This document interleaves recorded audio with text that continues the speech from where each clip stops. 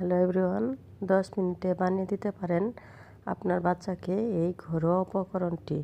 শুধু একটি রুটির গায়ে আর একটি ডিম দিয়ে, বেশি কিছু না, একটি রুটি বানিয়ে এভাবে কেটে নেবেন।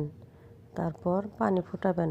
ফুটান্ত পানিতে ভালো করে সিদ্ধ করে নেবেন।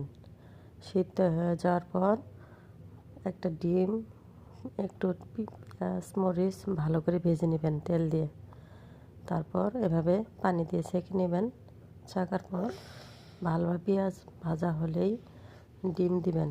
ডিম দেওয়ার পর একটু নেড়ে চেড়ে দিয়ে দিবেন বানানো সেই পাস্তাগুলো।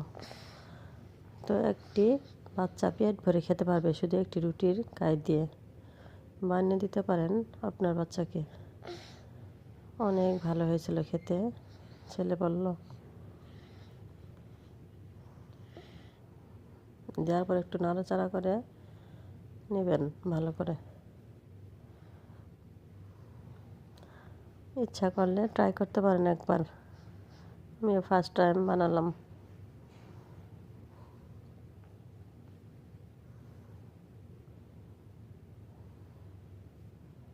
এই হলো ফাইনাল লুক। একজন অনায়াসে খেতে পারবে।